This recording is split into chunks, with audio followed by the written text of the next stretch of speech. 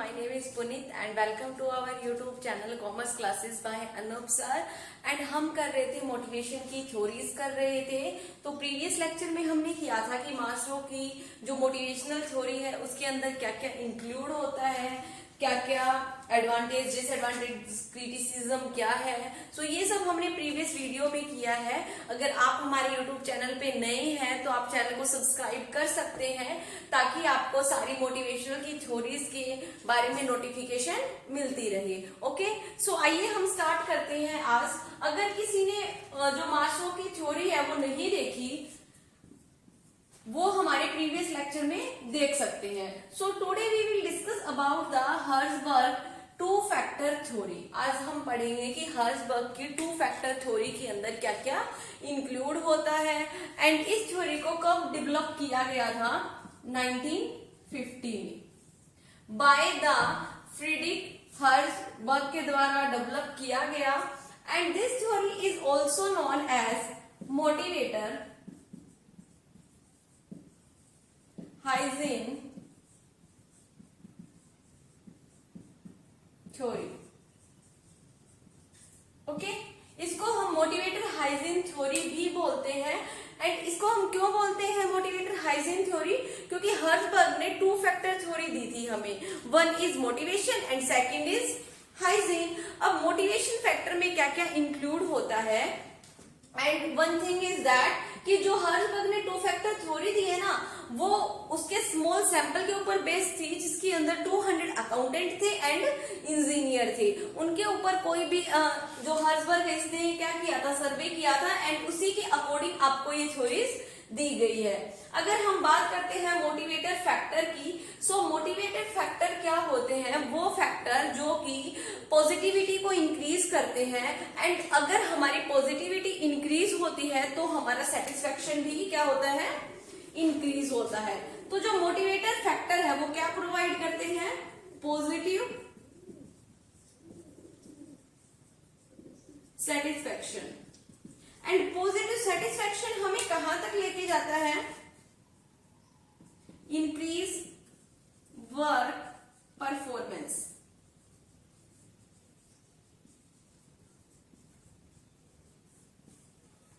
अगर हमारी परफॉर्मेंस अच्छी होगी तो हमारा जो भी काम करने का तरीका है वो इंक्रीज होगा, स्पेशलाइजेशन होगी एंड सेटिस्फेक्शन भी क्या होगा, इंक्रीज होगा।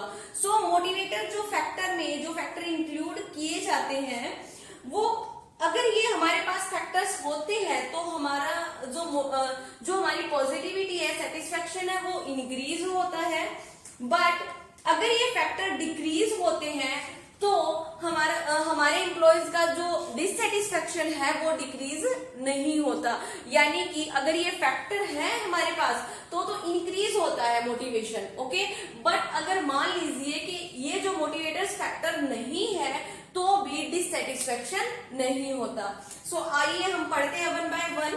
फर्स्टली रिकॉग्नाइजेशन में हम क्या इंक्लूड करते हैं मोटिवेटर फैक्टर में, कि हमें क्या करना चाहिए, एम्प्लॉयज को रिकॉग्नाइज करना चाहिए कि टाइम टू टाइम हमें फंक्शन या सेमिनार करने चाहिए ताकि हम एम्प्लॉयज को रिकॉग्नाइज कर सके, उनकी अच्छी परफॉर्मेंस के लिए, अच्छे वर्क के लिए उनकी प्रेज की जानी चाहिए। तो ये आता है हमारा रिकॉग्नाइजेशन में। Next is achievement. अगर एम्प्लॉय कोई भी हम एम्प्लॉय को गोल सेट करके देते हैं और वो गोल एम्प्लॉय अचीव कर लेता है तो उसको अचीवमेंट अवार्ड दिया जाना चाहिए ताकि वो अच्छा महसूस करे, प्राउड महसूस करे एंड सेल्फ रिस्पेक्टेड फील करे। नेक्स्ट आता है आपका एडवांसमेंट में क्या आएगा, एडवांसमेंट में हम इंक्लूड करते हैं कि लाइक जॉब प्रमोशन कर देना, कि अगर मान लीजिए वो बहुत सारे सालों से एक ही जॉब पे है तो उसका क्या कर देना चाहिए, जॉब एडवांसमेंट में job promotion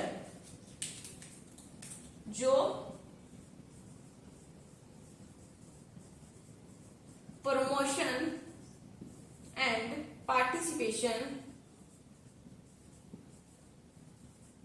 participation in central decision,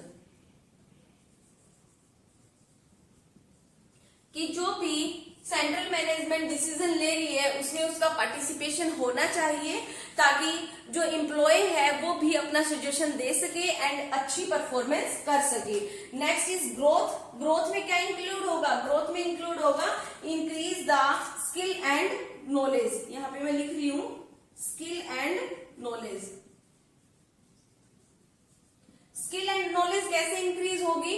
like हमें ट्रेनिंग प्रोवाइड करवानी चाहिए टाइम टू टाइम, एम्प्लॉयज को सेमिनार अपॉइंट करवाने चाहिए, जो सेमिनार होते हैं वो अटेंड करवानी चाहिए, वर्कशॉप अटेंड करवानी चाहिए, ताकि उनकी जो नॉलेज है वो इंक्रीज हो सके एंड जो स्किल है वो भी क्या हो सके? इंक्रीज हो सके। And next is responsibility. Sometime हमें एम्प्लॉयज को रिस्पॉन्सिबिलिटी भी देनी चाहिए।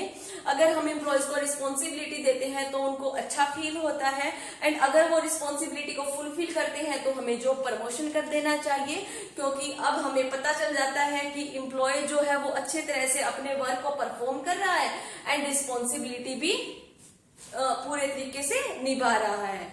तो ये आ जाता है हमारा रिस्पॉन्सिबिलिटी के अंदर। एंड और क्या आ जाता है हमारा रिस्पॉन्सिबिलिटी के अंदर कि हम पर्सन की हायर इंटेलिजेंसी को देखकर भी हम उसको क्या देते हैं? रिस्पॉन्सिबिलिटी देते हैं, जिससे उसको अच्छा फील होता है एंड उसकी वर्क परफॉर्मेंस क्या होती है? इंक्रीज होती है। So this is all about the motivators factor. ये आ जाते हैं हमारे मोटिवेटर्स फैक्टर में कि अगर ये हमारे पास फैक्टर होते हैं तो हमारी वर्क परफॉर्मेंस इंक्रीज होती है एम्प्लॉयज की। नेक्स्ट हम डिस्कशन करेंगे हाइजीन फैक्टर, कि हाइजीन फैक्टर में क्या क्या इंक्लूड होता है। फर्स्टली आता है वर्किंग कंडीशन, कि जो हाइजीन फैक्टर होते हैं ना उनकी ओनली मैटर ओनली absence।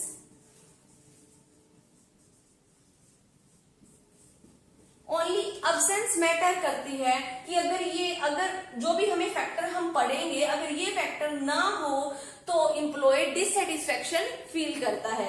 इनके अंदर सबसे पहला फैक्टर है वर्किंग कंडीशन।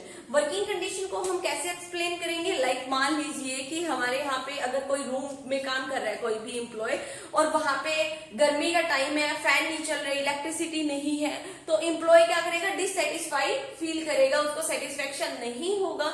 अगर उसको पॉजिटिव सेटिस्फेक्शन नहीं है तो वो अपनी जॉब परफॉर्मेंस अच्छी से नहीं परफॉर्म कर पाएगा।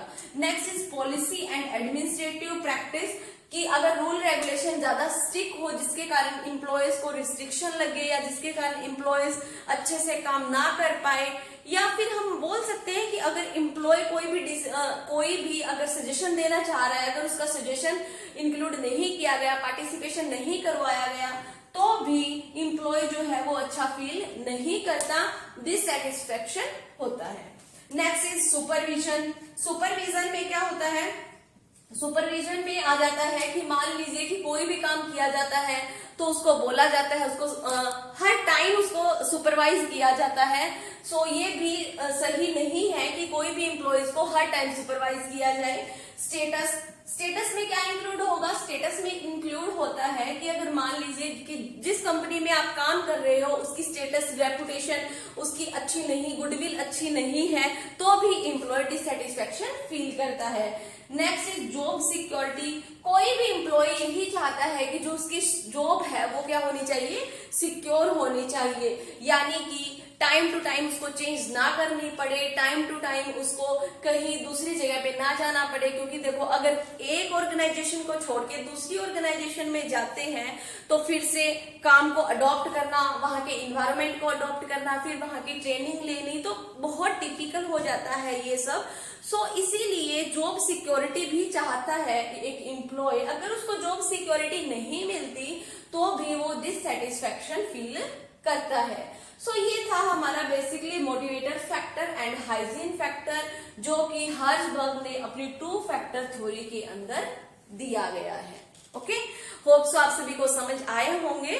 अगर आपको इनमें कोई प्रॉब्लम हो तो आप कमेंट बॉक्स में हमें बता सकते हैं, या आप हमारा टेलीग्राम चैनल भी ज्वाइन कर सकते हैं एंड इंस्टाग्राम पर भी आप हमें फॉलो कर सकते हैं। हमारा चैनल यही है, commerce classes by Anoop sir. So अब हम बात करते करते हैं क्रिटिसिज्म के बारे में कि क्या क्या क्रिटिसिज्म है, क्या क्या क्योंकि अगर कोई भी थ्योरी का डेवलपमेंट किया जाता है तो उसके कुछ क्रिटिसिज्म भी होते हैं। यानी कि वैसे ही जैसे कोई भी चीज अगर हम स्टडी करते हैं तो उसके कुछ एडवांटेज होते हैं, कुछ डिसएडवांटेज होते हैं। ओके, सो इसी तरीके से जो हर्ट्जबर्ग ने टू फैक्टर थ्योरी दी है उसके भी कुछ क्रिटिसिज्म है। First criticism is job satisfaction theory. हम क्या पढ़ रहे हैं लेसन? मोटिवेशन का। और जो हर्ट्जबर्ग टू फैक्टर थ्योरी है उसने किस चीज पे बात की है? सेटिस्फेक्शन पे बात की है। So this is not relevant according to the motivation. Okay, next हमारा आ जाता है two factor not distinguish. Distinguish का मतलब होता है डिफरेंट, कि जो दो फैक्टर है मोटिवेटर और हाइजीन फैक्टर, ये दोनों डिफरेंट नहीं है, क्योंकि सेटिस्फेक्शन एंड डिससेटिस्फेक्शन, तो ये डिफरेंट नहीं है, इसलिए भी इसका क्या किया गया है? क्रिटिसिज्म किया गया है। Next criticism is not universal, कि जो ये थ्योरी दी गई है वो यूनिवर्सल अप्लाई नहीं है, क्योंकि हर्ट्जबर्ग ने 200 अकाउंटेंट एंड इंजीनियर का सैंपल लिया था जिसके बेस पर आपकी ये थ्योरी दी गई है। So this is not universal. Next is satisfaction and productivity. जो हमारी हर्ट्जबर्ग की थ्योरी है वो ओनली सेटिस्फेक्शन के बारे में बात करती है, ना कि प्रोडक्टिविटी के बारे में बात करती है। जबकि हमें क्या चाहिए? हमें तो प्रोडक्टिविटी भी चाहिए अपनी ऑर्गेनाइजेशन के अंदर। ओके, सो ये इसका क्रिटिसिज्म हो जाता है कि ये थ्योरी ओनली सेटिस्फेक्शन के ऊपर फोकस कर रही है, प्रोडक्टिविटी के ऊपर फोकस नहीं कर रही। सो आज हमने क्या क्या पढ़ा? आज हमने किया हर्ट्जबर्ग टू फैक्टर थ्योरी, जिनके अंदर टू फैक्टर्स इंक्लूड होते हैं, एंड उन दो फैक्टर में हम क्या क्या इंक्लूड करते हैं, क्या क्रिटिसिज्म होते हैं। ओके, सो इन सब के बारे में हमने आज स्टडी की है। अगर आपको फिर भी कोई प्रॉब्लम हो तो आप कमेंट बॉक्स में कमेंट कर सकते हैं। तब तक आप देखते रहिए YouTube channel, and please like, share and subscribe. Thank you everyone.